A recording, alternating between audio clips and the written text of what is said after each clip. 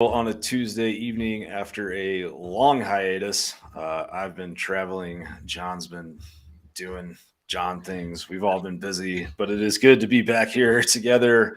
Uh, SEC spring meetings going on in Destin right now.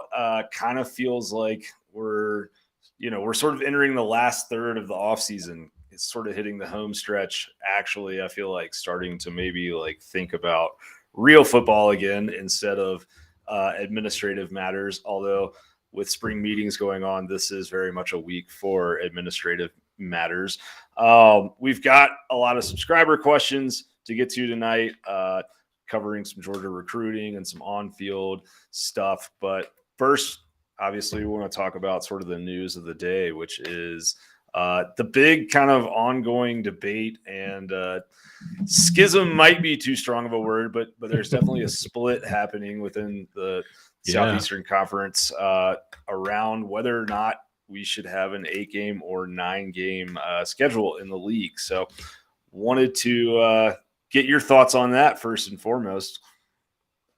Yeah, I mean, so for me, it's so interesting because what college football has become is you have a conference that's about to go to 16 teams, and the university presidents are saying things like Jerry Moorhead said, well, we have to understand the compensation for this extra game. Right. If we can move to a 9-game, if we move to a 9-game schedule. It's just fascinating that the debate has moved from wear and tear on athletes, athlete safety. There's just a number of things we're going to expand the college football playoff. And yeah, we could play 9 games, but is ESPN going to pay us for that extra game? Like there's, all of those conversations are interwoven to me because they are all about the economics and the money when it comes to college football. But what's more interesting, I think, is you have the Texas A&M athletic director, and I don't know if he's changed his mind or his stance, but you had him saying a few weeks ago, Texas A&M supports a 9-game schedule. And then now you have Kirby Smart and the coaches, some of the coaches, staying out of it because they're saying Kirby Smart is like, doesn't matter to me. Let's play, whatever. But then you have the economics coming in. So the whole, I think,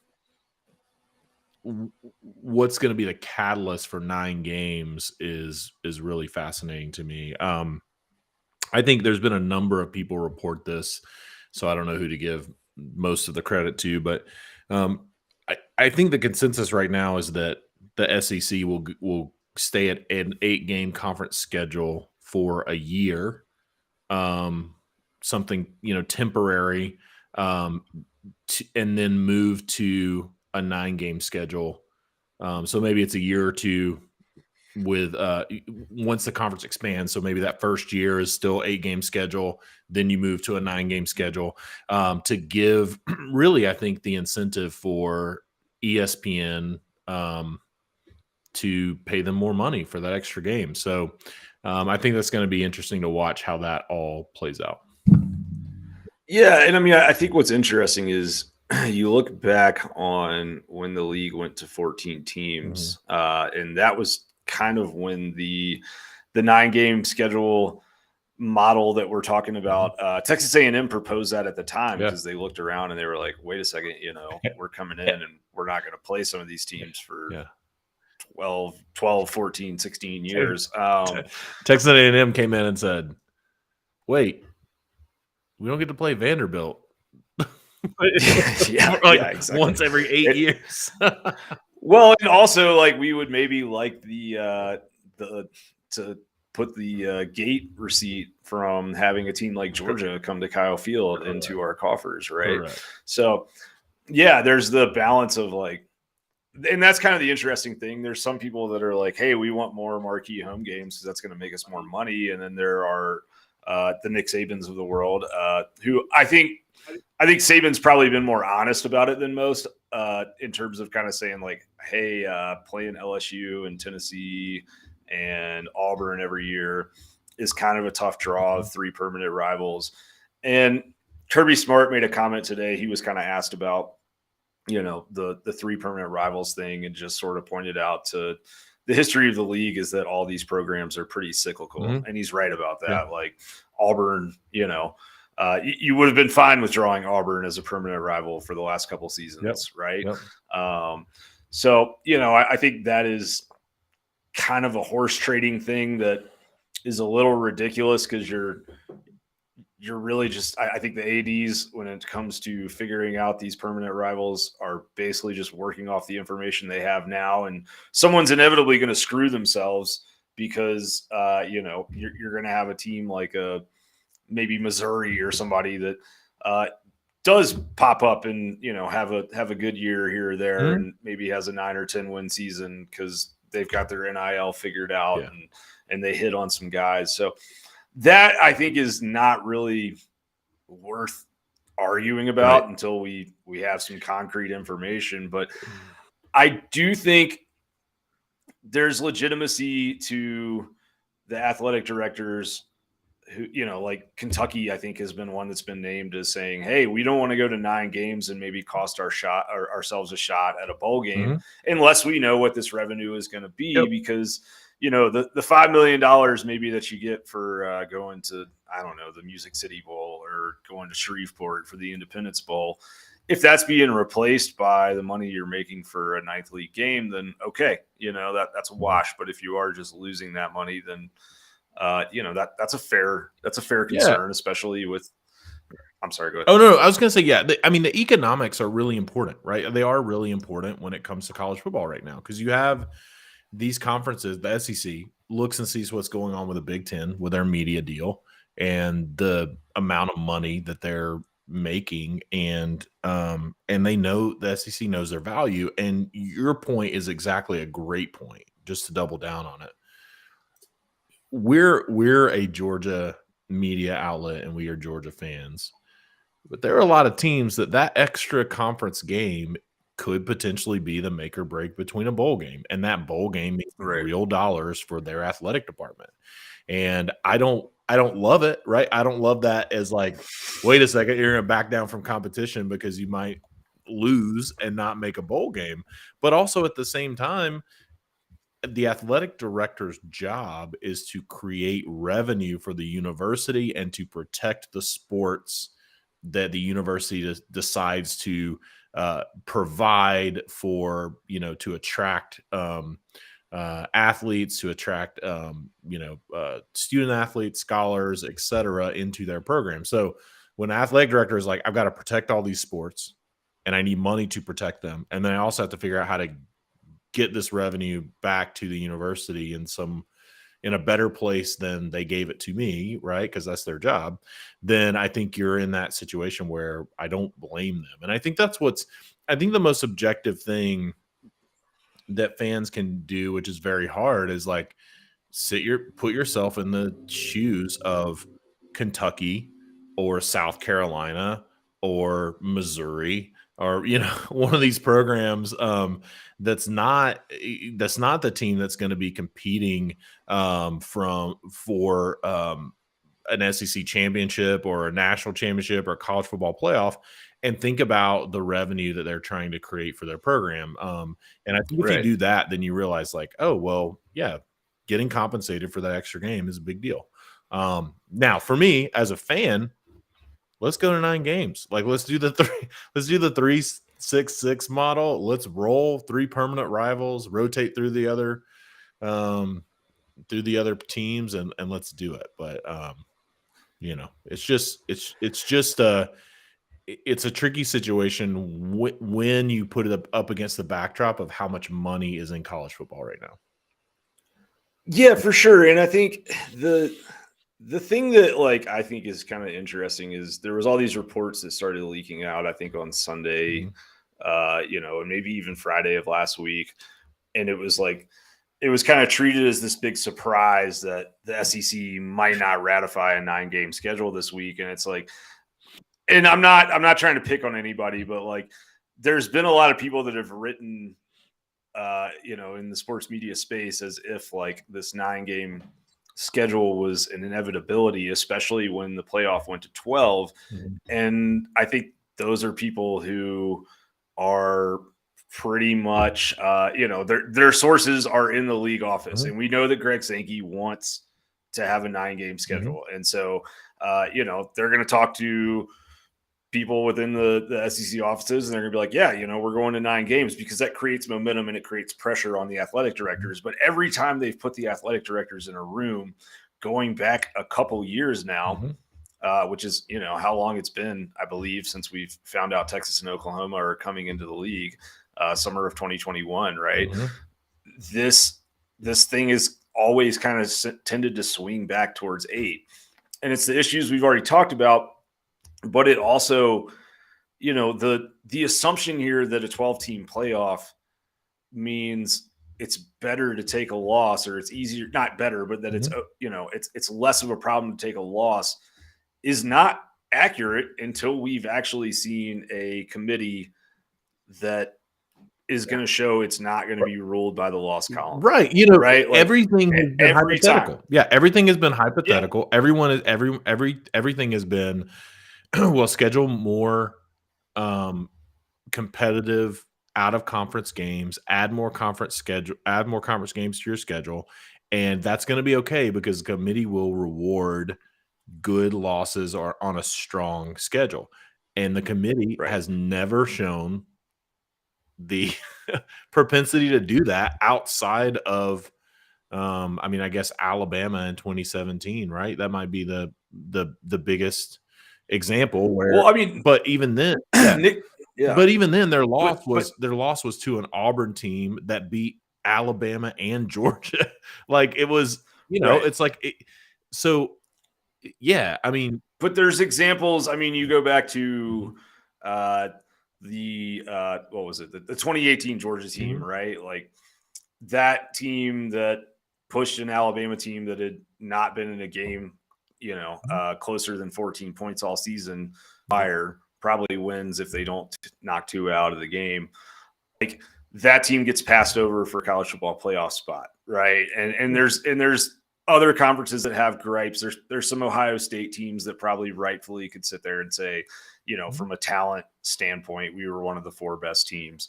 At some point, the games have to matter, right? Like, I think like a 2-loss Alabama team from last year, the idea of them getting into the playoff over a TCU game, a TCU team who's undefeated unless they don't play an extra conference championship game, like, that was a ridiculous argument, and the committee got it right. But there is some historical data that we've been working with at DawgsCentral. I've been working on this for a few months with Michael Cohen, who's a Wall Street guy who loves numbers. But you go back to the college football playoff era, even going back to the BCS era, every time you've put SEC teams on the field with Big Ten champions, with Pac-12 champions, with Big 12 champions, like, the SEC teams exceed their average net yard per play output that they've had throughout the entire regular season. And the other conferences are generally like a -1 to 1.5. And so, point being, at some point, especially when you're talking about a 12-team playoff that's going to have basically 6 automatic qualifiers, right? 5 Power 5 conference champions and 1 G5, the top-ranked G5. That leaves 6 at-large berths.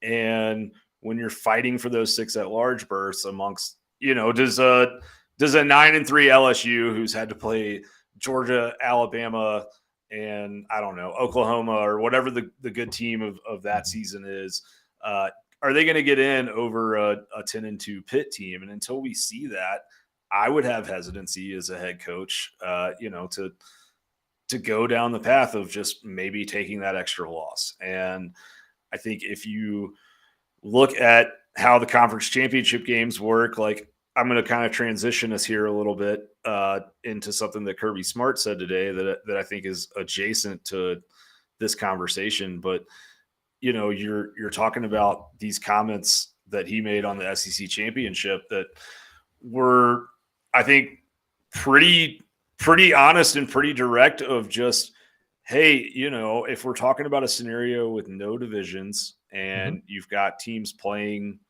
each other without without any sort, we know that this is a 16 team league and all of that. Like, he says, that's a lot better topic for me. Is somebody going to get an advantage by not going to the SEC championship game, but making the expanded playoff?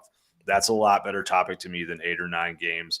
And then he went on again in an answer to a different question to say, the 2 teams that go to the SEC championship, I'm looking at it from a competitive disadvantage of you might have to play 1 or 2 weeks later after just playing that game, which will be the most physical game of the whole year. And I think all of that circles back to kind of this inherent problem of, the top 4 conference champions getting these buys. Really to get those buys, they have to play in this extra conference championship game. And so they're really not getting an extra week of rest over some of these teams that set home. And there's gonna come a year where, you maybe have a dominant Georgia team that second and third place in the SEC is still head and shoulders below that team, and you're getting to the final weekend of the season, and one of them, one team's got to be second, one team's got to be third, and you'd rather be third because you don't want to go get beat up by Georgia and play an extra game while doing it. And I think it's a problem. Like, I think it's a problem with this expanded playoff format that is going to be solved. And in a sport that wants more eyeballs, we know that gambling brings eyeballs and competitive integrity, could become in question. You could have like an NFL scenario where, you're resting starters maybe on the last week of the season because you want to, maybe you can take a loss and still go to the SEC championship so it doesn't matter. And you're about to go get beat up by another really good team. So you don't roll all your guys out there for a rivalry game against Georgia Tech, or, maybe you want to lose. I don't know. It opens a lot of scenarios, obviously, but I think that is I think it's interesting that Kirby seems more concerned with just kind of the wear and tear of that extra game that is essentially an exhibition, but still could negatively impact your seeding than he does with whether you're playing 8 or 9 league games.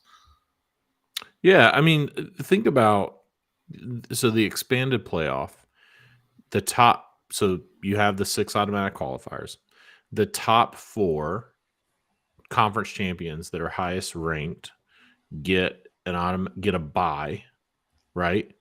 And then the rest, the 8 the 8 who are left get to the 8 who are left host have play games on college campuses in the current format, right? So you got 4 that get a bye, and then they're going to go play in some bowl NFL stadium somewhere, and then you got 4 who are going to host a playoff game on their campus, and only 2 of those that will host will be conference champions. They got automatic qualifiers. So you have 2 teams, you have 2 slots where you have the opportunity to not play in your conference championship game, potentially not play in your conference championship game, and host a playoff game. Oh, so yeah, for sure. You have a bye. Yeah. You have a bye because you didn't make your conference championship game. Or you make your conference championship game and you lose that game, and then you turn around and end up playing, a playoff game on your campus, which is probably more likely. It'll probably be you probably have 2 that are automatic qualifiers that were conference champions, the G5 highest ranked, the lowest ranked Power 5 conference champion get they host the game, and then you have 2 people that lose their conference championship game. But let's imagine a scenario, okay? Because this is a real scenario. Let's imagine a scenario where you're Georgia and you have, let's say, I'm going to throw open my mouth a little bit, but let's say Tennessee, okay? Let's say Georgia is undefeated and they play Tennessee in late November, and Tennessee is undefeated. Georgia, if you lose that game, you miss the conference championship game, but you likely will be an 11-1 team with the potential to host a playoff game on your campus. Would you rather have your bye at the conference championship week and host the first football game on your campus. I know that you get a bye if you win the conference championship and all that stuff, but like it's those types of questions when you go down that path, it's just so, it's just so frustrating because it's like now you're asking questions around when is the better time to lose? Is it better for me to lose in week 10 or 11 and not play the conference championship game and roll the dice that I actually end up hosting a playoff game on my campus? Right. Or is it better for me to win and then lose in the conference championship game and then turn around and now I've played an extra game and I still have to turn around and play a playoff game without a bye? Like it's just very complicated. So a lot of different scenarios. I don't want to bore people with going down all the scenarios. At the end of the day, what I do think is Kirby Smart, you're going to hear him talk a lot about I do think he doesn't care if it's 8 or 9 games. Right. Conference. But you will hear him talk a lot about those buys, where playoff games are played, what, all of that stuff I think really deeply matters to him when it comes to scheduling. Because for me, again, I mean, if it's a difference between I don't get a bye, I have to play in the SEC championship game, and I'm potentially going to lose and then end up having to turn right around and play a playoff game, or I can just not go to that SEC championship game and I can turn around and have to play a playoff game. It's like the answer, logically is like, dude, just don't play the championship game because like you might lose that game anyway. You might get people hurt, and then you're gonna have to turn around in 3 weeks and play a playoff game. Well, that just doesn't make sense. Yeah, and I mean, I think he also brought up basically the scenario of, that second place team, that team that loses the SEC championship, under the bowl system, there was basically the assurances that like that team is going to get the second best bowl bid that the conference has to offer. And I think what he's asking for is that second place team, that SEC championship loser, is insured to be the second highest seeded team from the league when the playoff field comes out. And I think that's reasonable. I think that's reasonable for every conference. If they're, not every conference's championship game loser is going to make the playoff field, because let's be honest, the Pac-12 and some of these other leagues are kind of, there's not going to be the kind of power programs there that demand playoff spots year after year, or at least multiple playoff spots. But it's something worth watching. I think we've done a good job of sort of detailing the news of the day, and we got a lot of subscriber questions, which is something that a lot of you guys are here for. So let's get into that. All right, we've got quite a few here. Hunter, you're going first up on the board here. Okay, Hunter wants to know this is basically 2 questions. Hunter, you cheated. No, it's fine. We appreciate you. Thank you for your patronage to DawgsCentral.com. Any silent commits in the 2024 class? We've talked about this on our website. I believe that Georgia has, not believe, I mean, like, I feel like I know for a fact, although silent commits are always one of those things where it's like, well, if he's really committed, then why isn't he just a public commit?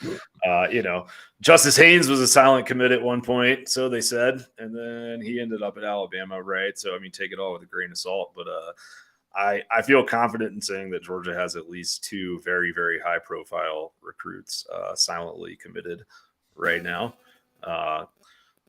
Do you have any difference of opinion on that, John? I know they have 2. It's just a matter of if they're going to stick. Yeah, absolutely. That's right. And then Hunter asked over under 3.5 commits from this weekend. So I don't know about this, like, how many guys will actually go public this weekend while they're in town, but I am going to pull up Jason's very nifty official visit tracker that we have pinned on the top of DawgsCentral.com. And I mean, going down the list, like, I think that there's a lot of guys on that list that that I think, I mean, I'm counting maybe three that could be uh commitments, in the very near Mhm. future that are gonna, and I Yep. mean, like, they're gonna have a lot of guys there that are already committed as well. Yeah. So yeah, I mean, you're talking about, if I'm not mistaken, you've got Wingo on campus this weekend, 5-star receiver. You have Ellis Robinson, who's a commit that's going to be on campus this weekend, who's the number one cornerback in the nation and is also a 5-star. And then you've got Rayola. You've got Williams Nwaneri. I might have messed up your name, Williams. I apologize. I'll get it right, especially if you do commit to Georgia. Williams is the number one DL in the country per a couple Correct. sites. So yeah, we'll work on his name. Yeah. And then you've got another 5-star edge defender in Dylan Stewart. So, and then you've got a 5-star defensive lineman in Justin Scott. By my count, you have, I believe, 7 5-star players on campus this weekend to go with 1, 2, 3, 4, 5, 6, 7, 8. I think 9 4-star guys, and that number seems to be growing every day. So, yeah, I don't know. I think in terms of guys that'll actually be on campus this weekend that end up in the 2024 class, that number is probably over 3.5. That's my guess. Yeah, I would say the number from this weekend will be over 3.5. I think the number that actually commit this weekend will be under 3.5. But I do think Georgia gets. I think they definitely get one. They probably get 2, and then there's a potential for 3 from like that happen this weekend or directly after. But I think over the course of the rest of the recruiting cycle, they'll definitely get more than 3.5 from this weekend. I agree. All right, moving on. Zachary Wilson wants to know, who do you think UGA gets at running back in the 2024 class? And this is kind of an interesting one because it seems like there's been a lot of different guys in play lately. Do you have any thoughts on this, John, before I jump in? I think, I mean, that's a good question. I do think Jarrett Gibson is a real possibility. This point. That's interesting. But yeah, I don't know. I'll let you go. I don't really. I mean, Georgia, pretty deep at running back right now, and you already got a commit from Dwight Phillips back in January. Yeah, I don't know. What are your thoughts? Yeah, I mean, I feel like Phillips ends up in this class for sure. Yeah. Right. And then I would kind of be surprised to see them take 3 running backs, especially because you kind of have that duo of Branson Robinson and Andrew Paul that are sort of sitting there, and those guys are going to be the dudes for a couple of years. You also have Savon Clark that decided to come out of the portal and stay at Georgia, which tells you like that was a running back. Yeah, that's a running back that was in the portal, and they convinced him. However, they convinced him to stay, or he chose to stay, but they let him stay, which tells you something about, I think, what they're looking at in terms of what they're going to take in this class. Yeah, I think the guy that I have been keeping a close eye on is Nate Frazier, who is a Mater Day kid from Southern California, and Georgia's in on a lot of Mater Day kids in this class. But yeah, he feels like one of those that, he came on campus sort of around the spring game. I believe it was the weekend after the spring game. So April 22nd is when it was. But kind of felt like he was maybe close to popping there. A guy that's probably a little bit underrated. I mean, he's still a 4-star recruit, but he plays on a super team and he plays with like two other running backs who are going to be high level D1 prospects. So he splits a lot of carries. So he doesn't really have the eye popping numbers, but definitely kind of that home run hitter style back. And I think, it's interesting because Georgia's got a lot of, I think, physical bruiser type guys on the roster. And, the question I think for 2023 that we've been asked on this show a lot so far this offseason is like, does Georgia have that pass catcher type of guy on the roster for 2023? And we can debate. I'm sure we'll debate that again another half dozen times between now and September. But I think with Frazier and Dwight Phillips and possibly Jarrett Gibson or Christian Clark, I mean, yeah, another guy. I think Georgia's looking at a lot of guys. I mean, Dwight Phillips is a guy who, like, I've had people say, he could probably be a legit wide receiver prospect at the next level because he's just that twitchy. So, interested to see sort of who they complement him with because that dude's freaky athletic wise and like top speed wise. But Gibson popping up on the visit list for this weekend was like a really big surprise, I think, to a lot of people. I mean, if you look at the depth, the position, and how Georgia's recruited it, I think I personally think there's a real possibility.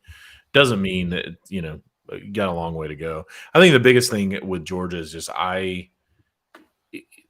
they obviously need depth at this running back position, so I won't be surprised to see them take a couple more. It would be hard for me to see them take 3, but they could because you saw them. Savon Clark came out of the portal.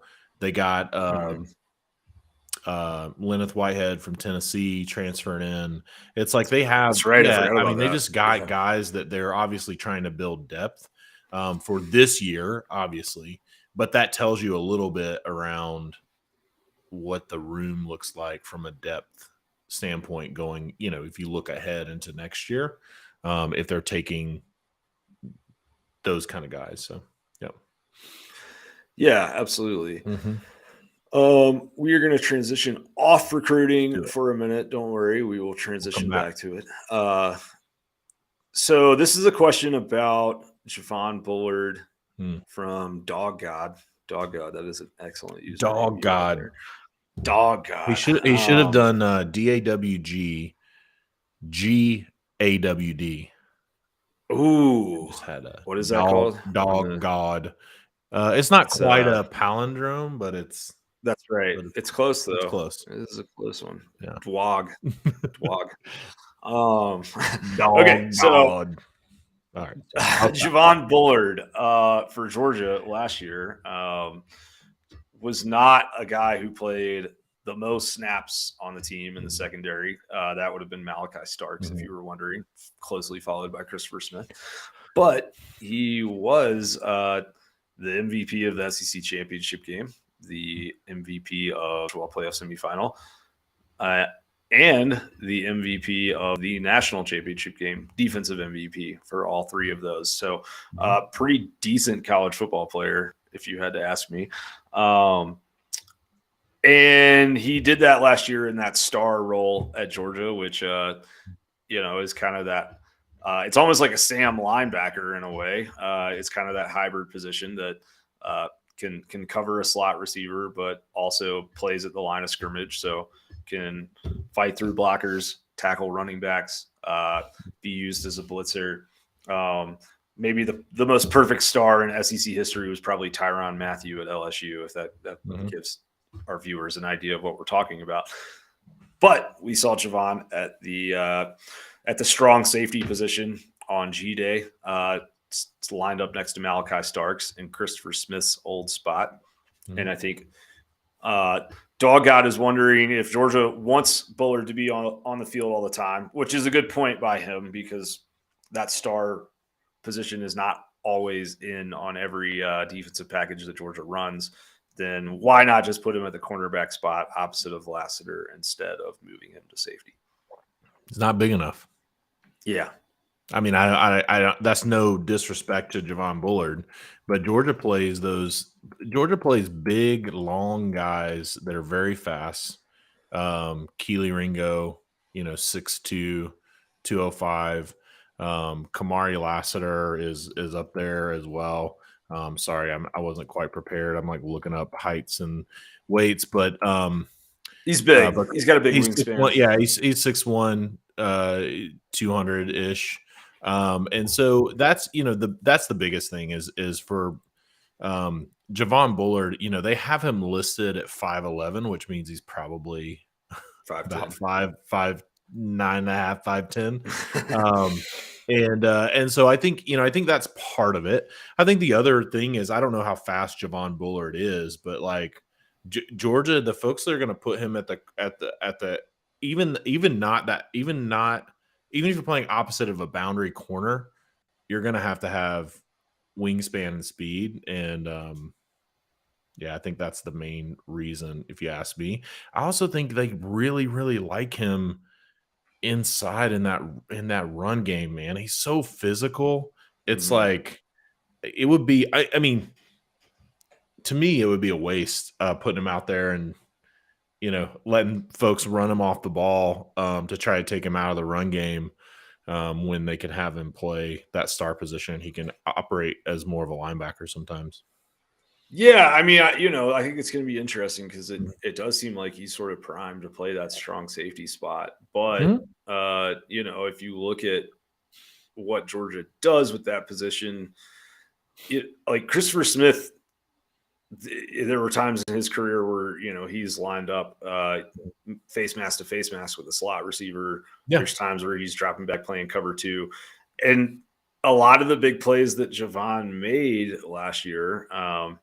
Think about the hit he put on Marvin Harrison. Like those were situations legal, clean hit. The very legal, very clean, very legal, clean hit. No helmet to helmet. CC Ryan. Watch a replay. Yeah, that was a situation where he's dropped back in zone, and what Georgia asked their safeties to do a lot is play zone, but they also asked those guys to have the awareness to come downhill and fill lanes. And what we know about Javon Bullard is that dude will stick his nose into any pile. And so, in terms of a run defense scenario, you feel very comfortable with him. And I think if you look at like the modern college football game, you look at some of the teams that Georgia plays every year, Tennessee would probably be the best example of this. Like, Heupel plays this game of find the duck, right? Like find me one matchup that I can go to over and over all day. Last year it was, the Alabama game, 5 touchdowns to the same guy. DeMarco Hellams, yeah. He picked on DeMarco Hellams, yeah. Over and over. And so tried, I think and he tried to do that with Bullard early in the game.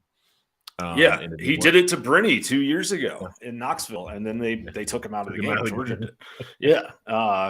And then we never saw him again, ever, at Georgia. Latavius Brinney, man. He came out of that game at Tennessee and Knoxville and never to be seen again. Wasn't really happy about it, yeah. But I think for Georgia, from just a scheme standpoint, you can bring Bullard on a safety blitz. You can trust that he's going to fill your run lanes, and then what Christopher Smith did a lot at that strong safety position in most situations, especially against these 4 and 5 wide receiver offenses, is he played man coverage, and he played man coverage against slot receivers. And Javon Bullard, I think, you said earlier, we don't really know exactly what his straight line speed is, but we know that he has elite agility, and covering slot receivers is mostly about being able to, stay inside on an 8 to 12 yard slant pattern or something like that. So I think it's a good fit, and him being a good fit there is also dependent on Tyke Smith, being able to do all the things that Javon Bullard did at Star last year at Star. I mean, that's kind of the plan, it seems like. And guys, you knock on wood and hope everyone stays healthy, but over the course of a long SEC schedule, that's there's going to be times where people move around, and I think Javon Yeah. Bullard is still cross training at both those spots. I think so too. But one last point, and not to belabor it because I know we got a lot of questions to get to, but I think the main reason that you don't put Javon Bullard at that cornerback spot opposite Lassiter is the guys you have, right? You have Dalen Everett. Like you have some dudes on that team. And so it's not, yes, you want Bullard on the field all the time, but you also want some of these other guys on the field all the time too. I think you're in that situation where this defense is so loaded and so talented that there's not one player that you look at. If Javon Bullard was that guy, if Javon Bullard was like, we need him on the field all the time, then I think Georgia fans would be, I think you should be a little bit concerned. But it's like they don't have him on the field all the time because they don't need him on the field all the time. And they've got other guys that they do want on the field a good bit. And it's just a great time to be a Georgia fan. Yeah, Georgia is going to, I think you're going to see a lot of guys play in the secondary for Georgia over the first 100%. Because 100%. I don't really think they know what they have back there. No, and I think early in the season, I mean, we can talk about this week schedule at some point, but early in the season, you're gonna have plenty of games where you can rotate guys in. I think that secondary might get rotated like the defensive front there for a little while. It's like for sure we're just gonna see a whole different secondary on a third down package or something wild because there's gonna be plenty of opportunity for playing time early on. All right, we're gonna take a question from the chat because we definitely appreciate all you guys and gals who watch us live. We want to reward you for doing that. Aiden Cruz, my guy, always engaging Shout out with us Aiden on Twitter. We really appreciate you, Aiden. Thank you for your loyal viewership. You would like to know how much of a legit chance does Georgia have of flipping Jeremiah Smith from Ohio State? John, you go first. I think Georgia has a great chance. Do I think it's going to happen? I think this is going to be one that legitimately, even if he flips from Ohio State, let's say he decides to flip this summer in June or July or whatever, I still think it's going to come down to the wire. Because I think as long as Brian Hartline is at Ohio State, I think Jeremiah Smith has a great respect and a great bond, and the results that Brian Hartline has put forth speak for themselves. But I would say, and some of the folks that I've talked to have said before his last visit, I think and before the Dylan Raiola commit to Georgia, I think Georgia definitely felt like they always feel like they're in these recruiting battles and more getting more and more into them with some of these elite wide receivers and skill players. And I thought Georgia, always felt like they had a chance. They never think they're necessarily out of it. But I think getting him in town with Dylan Raiola after Raiola committed, I think has put Georgia in a I think those guys think they really, really, really have a chance. And I also think Brian McClendon, man, do not underestimate Brian McClendon's ability to reel in these guys. The guy has been an elite recruiter his entire career. I mean, this is a guy who he's a wide receiver position coach, but he has recruited guys like, Todd Gurley and Sony Michel and Nick Chubb and all these other folks. And so I think the combination of Brian McClendon being able to build a relationship with Jeremiah Smith, Dylan Raiola committing, I think Georgia has a great chance. Yeah, I agree. I'm assuming there will be people who watch this that are not currently on our DawgsCentral forum. So we'll just share what we shared there, over the last week, which is that, like, he, I think, came off that visit, and I think that his, like you said, the Brian Hartline relationship is very real. Jeremiah Smith told told DawgsCentral in an interview that he thinks that Brian Hartline is the best receivers coach in the history of the sport. Okay, Correct. so like that's a that's legit. That's a big thing. And it's hard to argue with him. No, it is. Yeah, especially over the last 5-10 years, decade. Yeah.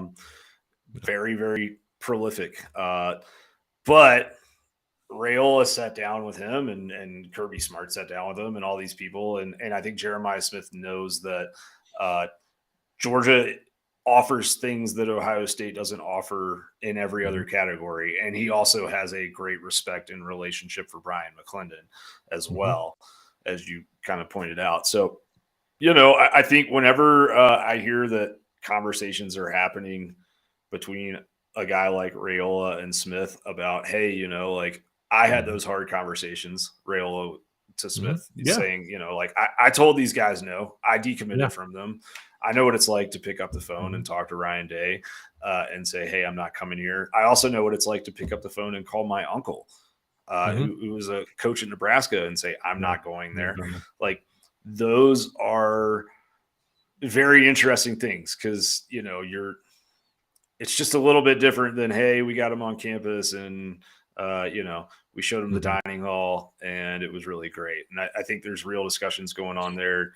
Jeremiah Smith was wearing Georgia gear at a workout on Sunday. So it's going to be one to follow till the end. And, I think it could be one of those where if he was to end up at Georgia, I don't know that you ever see him formally decommit from Ohio State. I just think you see him flip to Georgia because I think he's a really sweet kid, honestly, and I think he's kind of a shy, quiet kid, and he doesn't want to let anybody down. And I think some of the pressure of the Ohio State fan base that's being put on him on social media for popping up with a Georgia shirt on or for going to Athens is a nuisance to him, and he probably doesn't want to deal with it. He tweeted about it. He tweeted he was getting so much vitriol from the Ohio State fan base. Here's a 17-year-old kid that is committed to your school, but is taking his visits, doing his thing. The one time he'll get to have his recruiting process in his life. Well, I guess the transfer portal, maybe he'll get to have it again if he, who knows.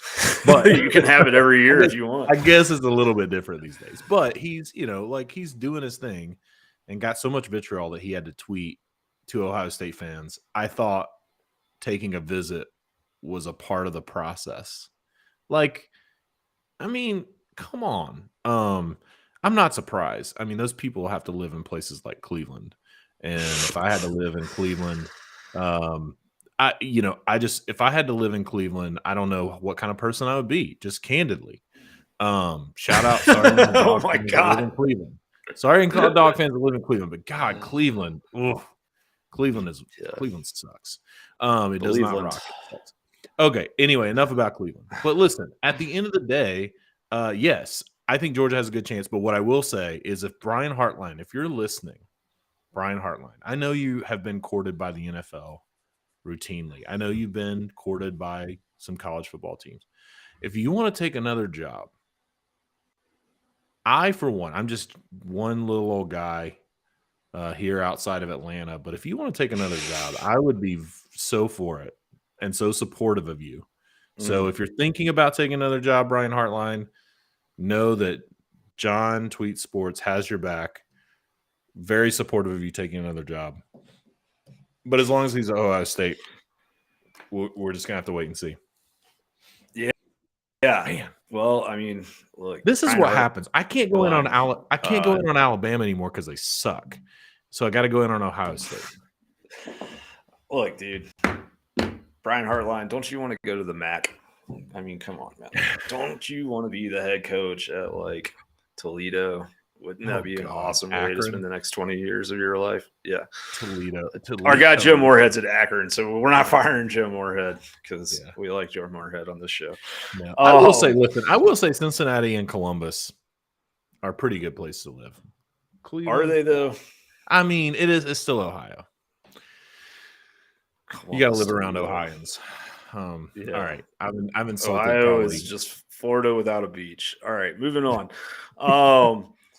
So Harry, another loyal listener of ours, has Hey, concerns. Harry.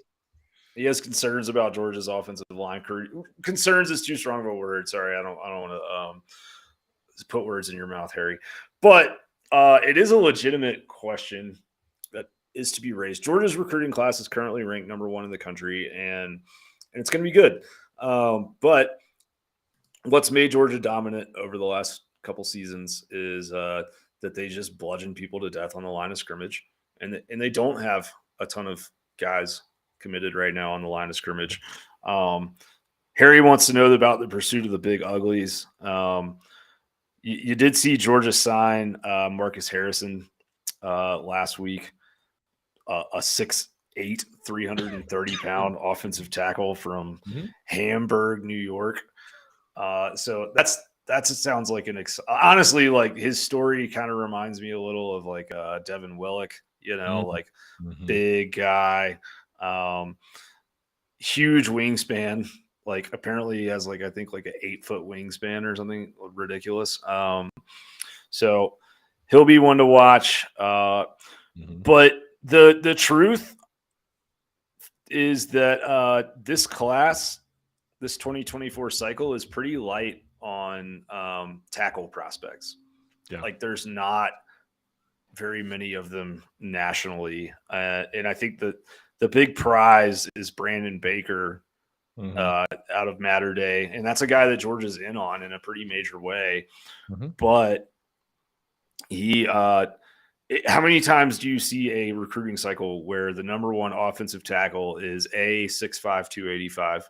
That's pretty small for an offensive tackle. Is B, not a 5-star? Not very often. No 5-star offensive tackles. Yeah. So I think this is going to be a situation where you see Georgia doing a lot of senior year evaluation, a lot of getting guys on campus and, putting eyes on them themselves, which is what they did with the Flynn kid a couple times. Nobody commits to Georgia without working out for Kirby Smart and other, and the position coaches on the staff. So I think it's going to be one where you got to kind of watch and see, see who Georgia's talking to here. Yeah, the other one I'll mention is Daniel Calhoun. I know Georgia's in on too. I think he's the number 5 offensive tackle in the in the recruiting rankings. So you got Brandon Baker, Daniel Calhoun, but yeah, it's not a deep class. Unfortunately, what I will say comparatively, right? You mentioned no 5-star offensive tackles. Last year there were 6 5-stars. Offensive tackles. So perfect. Georgia got one of them in Monroe Freeling. So I think Georgia's recruited pretty well. I do think the good news is I know that Georgia's in a position where we haven't seen Georgia take many players from the portal. They've all been very strategic. But if you look at this class and you say, hey, the offensive line depth isn't that deep, I think Georgia has an opportunity to potentially pull 1 or 2 in a transfer portal in the 2024 offseason as well, if that's something that they need to do.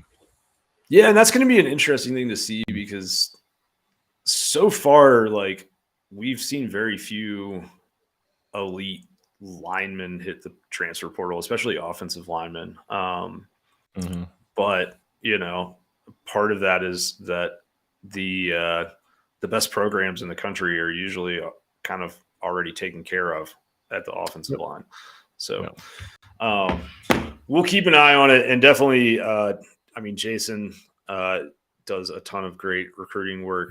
He's ahead of the game on all of that stuff. So check out the DawgsCentral forum because I'm sure there will be some OL intel come out of these upcoming visit weekends in the month of June. Let's see here. All right, this is probably going to be our last question of the show, and it's kind of a fun one. So Charlie W. took us back to the year 2019, a painful one for the Georgia offense, but a pretty fun one if you were a fan of Junkyard Dog's defense. Man, we wasted And such a good defense. yeah, you could All say right, we that can a talk couple about of that some other times. time. Gosh, we 2020 wasted you did that too, yeah. Yeah, but man, that 2019 defense was so good. Okay. Yeah, it was good. It was, yeah, I mean, if not for the 2021 defense, it's probably the best of the Kirby Yeah. And if era. not for 2019 LSU. But yes, anyways, you've got these third down packages that Georgia runs, particularly in true third and long situations, obvious passing downs. And he talked about you had Trevon Walker, Nolan Smith, and Tyreek Stevenson on the field for those packages, which is, I think, we're all true freshmen at the time. And he's kind of curious what we think that the 2023 third down packages would look like. Maybe who are sort of the pass rush specialists, and I think is interested in sort of the comp between this group of freshman defenders and the 2019 group of freshman defenders. So, I mean, I think for me, the interesting thing is you've got Damon Wilson, a 5-star defensive end, or a 5-star edge. He's really a true edge, not a defensive end. And then you've got Samuel Mpemba, who was another 5-star edge. Gabe Harris, who was a high 4-star edge. So you've got a lot of young pass rushing talent, but you also have like this group of rising sophomores like Marvin Jones Jr., who is, he's the edge rusher that you build in the lab. You've got, these kind of other sort of hybrid players. Like you've got Darius Smith, you've got Xavier Sori at inside linebacker now, but we got EJ Lightsey. EJ Lightsey is going to be good, man. Yeah, and you saw Sori play some edge last year during the season for Georgia. I think he played a significant number of snaps in the Auburn game at that spot. You've got Jalen Walker, who had, I think he led Georgia in pressures in the national title game. And now he's maybe moving back to inside linebacker. And so, yeah, in this front seven, like you've got Mondon and Dumas Johnson. And we know those guys are going to be there. And you've got, what's really interesting about Georgia's front seven is just the amount of really talented 3-tech defensive tackles that they have.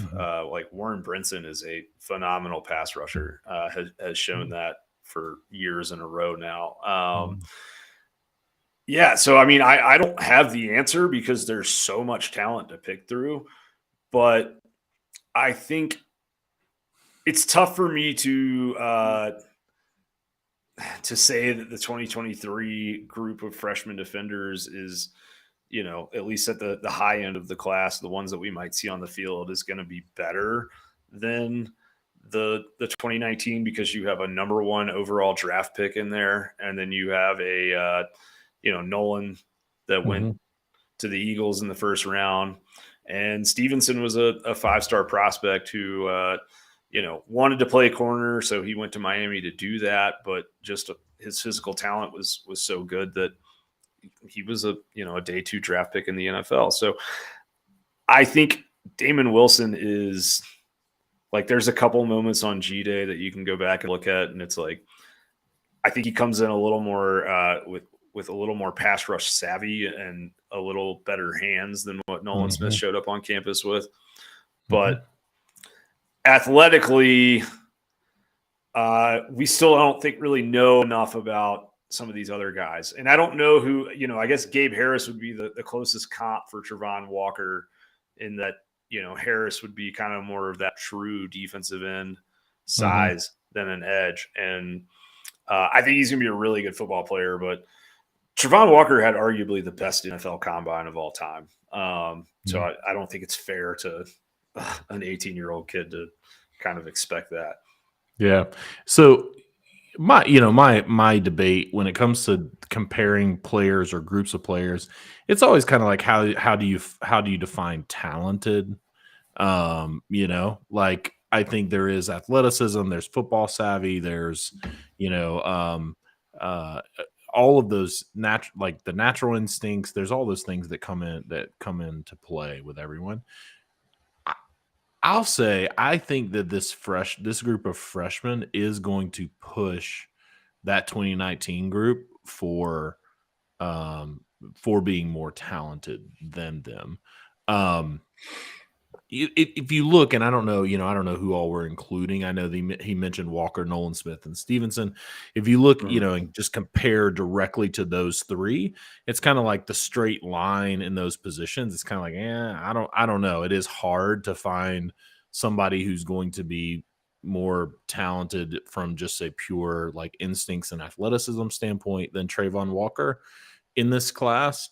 But I think if you look at the group as a whole, I think this group has the potential. You obviously have to wait and see, but I think this group has the potential from a talent standpoint. I mean, you got guys in totality, right? You've got in all the positions on the defense, you got guys like AJ Harris and Jonell Aguero and CJ Allen and Raylan Wilson. Like you just got some dudes on this defense in that freshman class. And so I think at the end of the day, I think that's it's TBD. I would say if you ask me today, is this group going to be more or less talented? I would say probably less from just a pure kind of NFL prospect standpoint. But if you ask, from a football standpoint in the college in the SEC level, I think this group is definitely going to be as talented as that group. Yeah, and I mean, I think if you're looking at if I'm building a third down group of pure pass rushers, it's 3rd and 12 on the road in Jordan-Hare Stadium. I want Michael Williams out there at defensive end. Yep. I want Warren Brinson and Ingram Dawkins playing on the inside. Mm-hmm. I want probably Marvin Jones Jr. at that jack kind of linebacker spot. Correct. At inside linebacker, I want either Mondin or Sori coming down to come off the edge or to come on a delayed blitz up the middle. Mm-hmm. And that's probably the group. But, I mean, Dumas Johnson, I think, had the highest pass rush percentage hit of any Georgia front seven player last year in terms of turning pressure opportunities into pressures. And then I talked earlier about, the player that I feel like Jalen Walker is. Like, I think he could be a Tittle type guy who is sort of that quarterback spy on third downs. And then if a lane opens up, he takes off and hawks down the quarterback because he's much faster than the opposing quarterback. So it could be a very scary group. And I do think that, especially after the injuries that we saw to Georgia's kind of edges at the end of last season, I think Georgia's going to have a lot of sacks early in the season with just the amount of talented guys they're going to be rotating in and the level of competition they're going to face the first few weeks. God, I hope so. Well, I mean, and Schumann's on record. We're playing.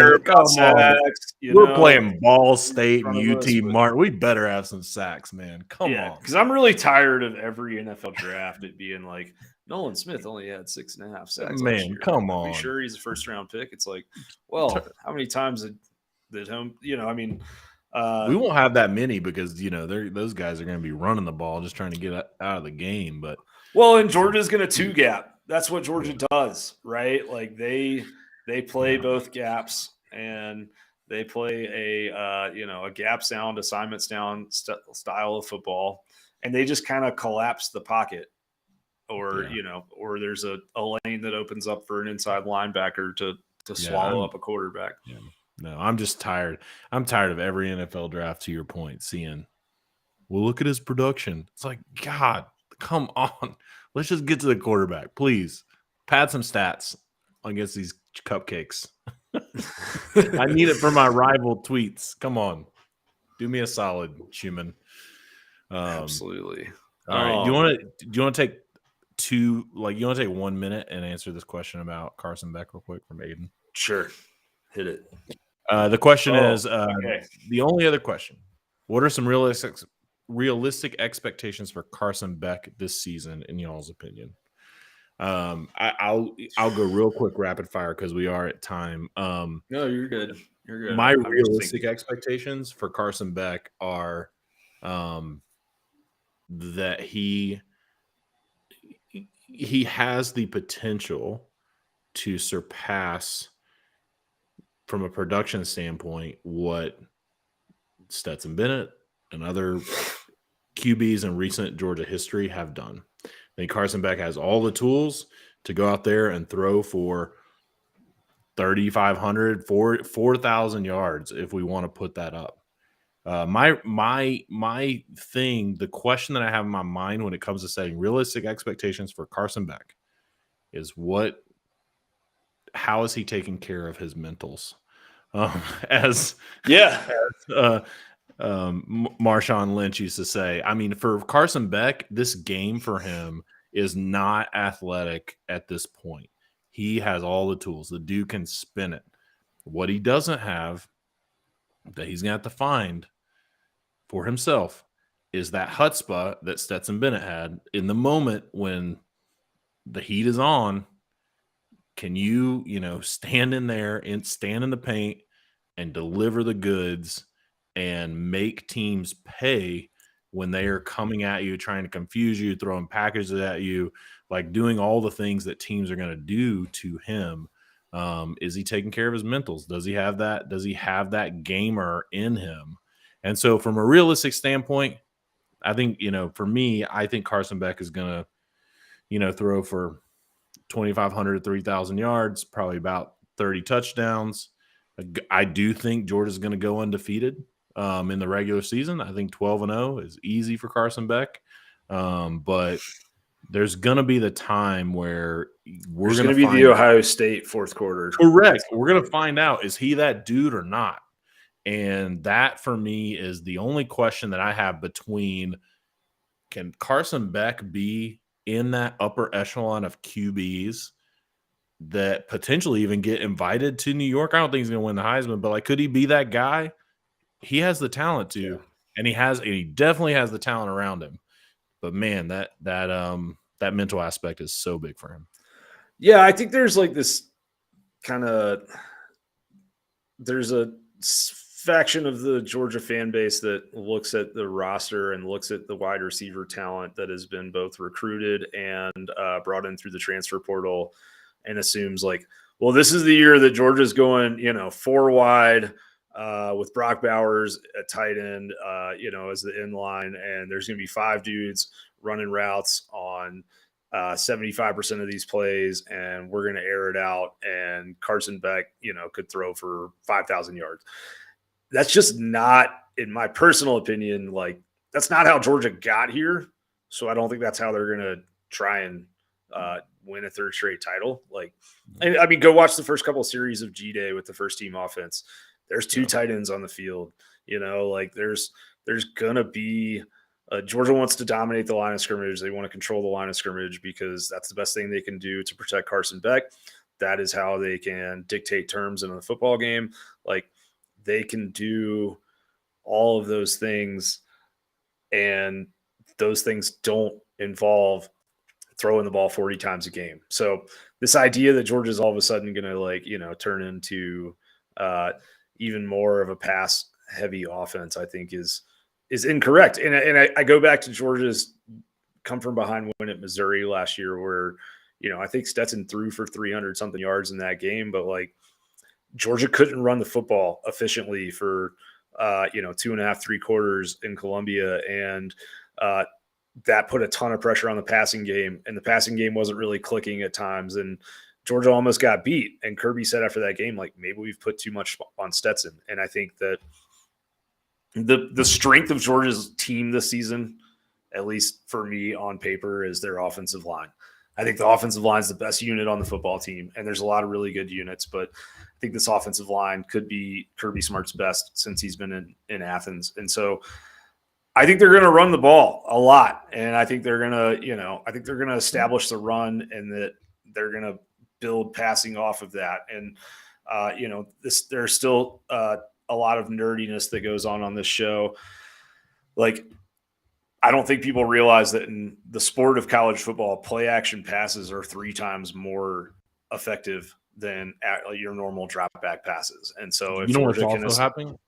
what's It's that? also happening in college and NFL. Quarterbacks are going under center at a higher percentage in 2022 than they did over the past 4 years.